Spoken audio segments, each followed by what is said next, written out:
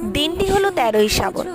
এই দিনেই আমরা বিদ্যার সাগর, দয়ার সাগর ঈশ্বরচন্দ্র মহাশয়কে হারিয়েছিলাম।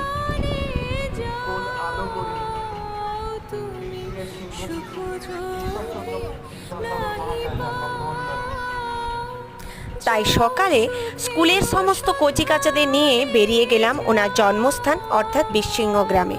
ওখানে যাবার পর অনুভব করলাম একসময় উনি আমাদের জন্য অর্থাৎ নারীর স্বাধীনতা ও শিক্ষার জন্য অনেক লড়াই করেছেন।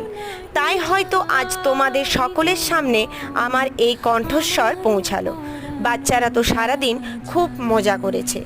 তাই ড্যাফোডিলসের সমস্ত শিক্ষক শিক্ষিকাদের এবং অধ্যক্ষকে জানাই ধন্যবাদ বাচ্চাদের এত সুন্দর ও শিক্ষণীয় কিছুটা সময় উপহার দেবার জন্য।